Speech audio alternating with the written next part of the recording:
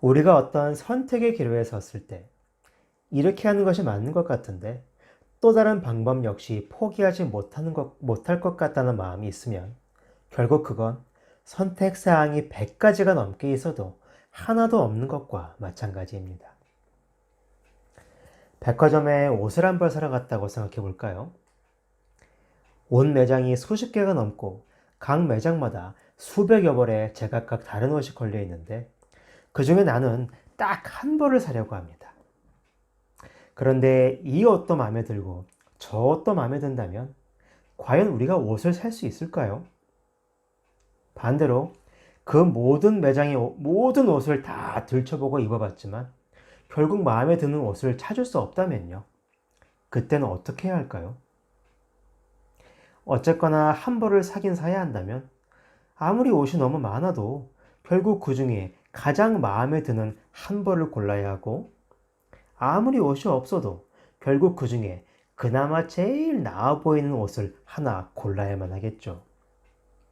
결국 우리 마음에게 물어봐서 마음이 가장 마음에 들어하는 옷과 마음이 그나마 제일 나아 보이는 옷이라고 선택해 주는 것을 고르는 수밖에 없는 것입니다.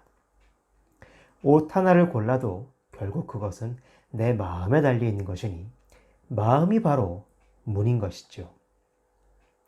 문이 많다는 것도 내 생각, 문이 없다는 것도 내 생각, 그 모든 생각이 열고 나오는 것이 바로 진짜 문인 것입니다.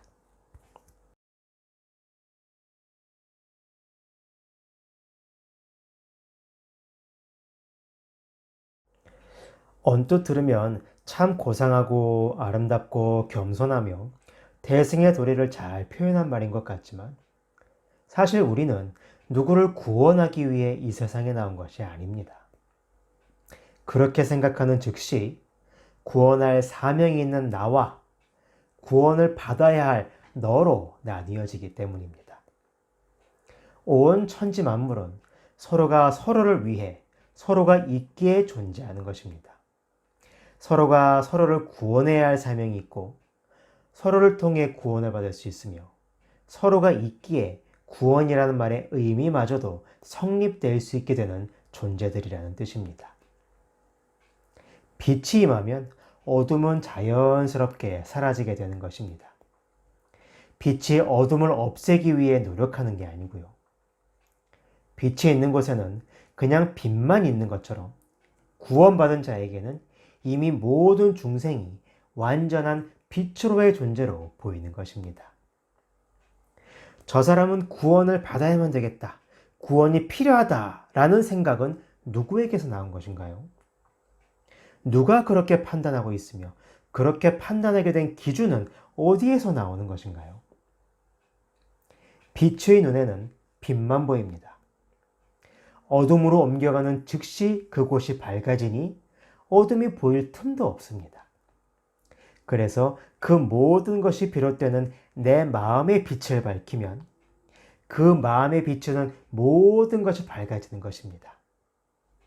달이 밝을수록 물에 비친 달도 더 밝아지는 것처럼요.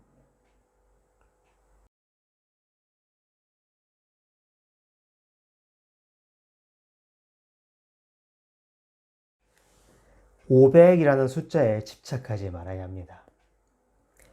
우리는 조선왕조 500년 역사를 5시간 만에 공부할 수도 있고 단 5분의 꿈속에서도 500년의 왕국을 세우고 통치할 수도 있습니다. 또한 연인을 만나기 위해 기다리는 10분은 100년처럼 느껴지지만 정말 재미있는 영화를 2시간 동안 보고 나와서는 마치 10분밖에 지나지 않은 것처럼 느껴지지 않습니까? 그럼 같은 시간을 그렇게 다르게 느끼게 만드는 우리의 마음에는 시간이나 나이가 있는 것입니까? 없는 것입니까? 호수 위로 달도 지나가고 구름도 지나가고 새도 지나갔지만 지나가는 동안 빛이었을 뿐 더 이상 그 흔적을 찾을 수 없는 것과 같습니다. 인연을 끝까지 책임을 져야 하냐는 질문에 대해서도 마찬가지입니다. 물 위로 지나간 달도 구름도 새도 다 인연이 있었던 것이지만 모두 다 지나가 버립니다. 도대체 이것들이 다 어디로 갔냐고 찾는다면 다른 것이 와서 비춰도 보지 못하는 어리석은 사람이 될 테죠. 그러므로 이것은 인연을 버리라는 뜻이 아니라 모든 것이 변하기 때문에 영원할 것이라는 생각에 집착하지 말라는 말입니다. 만약 품 안에만 있을 것 같은 자식들도 나이가 들면 부모 곁을 떠나게 되는 것이고, 스스로 깨닫지는 못하지만 과학적으로 똑딱 하는 1초 동안 수많은 세포가 죽고 새로 만들어졌기 때문에 그 1초 전에 나는 지나갔고 지금은 분명히 다른 몸을 가진 나인 것입니다. 또한 우리가 기억을 하던 못하던 간에 이미 우리는 수많은 사람들을 만나 인연을 맺었다가 때가 되면 헤어지고 또 다른 인연 가운데 얽히고 설키면서 살고 있지 않습니까?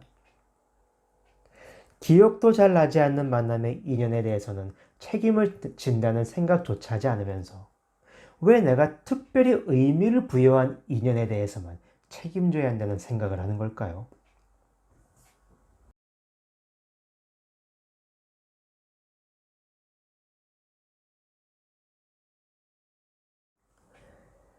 대행 스님께서는 질문에 접근하는 방식 자체가 다르십니다.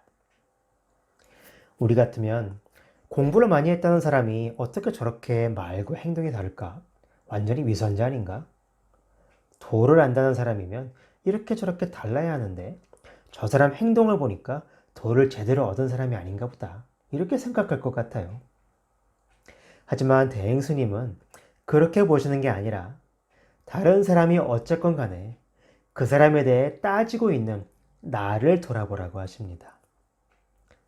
그 사람이 이렇다 저렇다 따지고 욕하는 것과 또 공부를 했다는 사람이면 필시 이렇고 저랬고 이렇게 해야 되는데 그렇지 못하다는 식으로 판단하고 정죄하고 있는 나, 그 나에게 문제가 있다는 것입니다. 분명히 내가 아닌 상대방의 모습인데 그것이 나에게 걸림이 된다면 그건 결국 내 문제, 내 마음의 문제가 있다는 뜻이죠. 그러므로 내 마음을 돌아보아 왜 저 사람의 저런 문제가 나에게 걸림이 되는가를 깊이 생각해서 어느 것도 따지지 않고 분별하지 않는 한 마음 속에 던져놓고 꼴꺽 삼키면 이제 내 마음에서 걸리는 것이 사라졌으므로 그 사람의 그런 면이 더 이상 나에게 아무런 어려움을 주지 못하게 되는 것입니다. 내 마음속에 튀어나왔던 돌부리를 뽑아냈으니 더 이상 발이 걸릴 일이 없는 것이죠. 우리는 언제나 눈을 바깥이 아닌 안쪽으로 돌려야 합니다. 스스로의 마음을 돌아봐야 하고 그 마음을 변화시킬 때 마음에 비친 세상 모든 만물이 새롭게 창조된 모습대로 다시 내 마음속에 비춰지게 되는 것입니다. 달이 스스로의 모습을 변화시킬 때 그 달이 비춰지는 물속의 달도 달라지고 달이 그 물을 들여다봄으로써 스스로 달라졌다는 것을 인식할 수 있게 되는 것처럼 말입니다.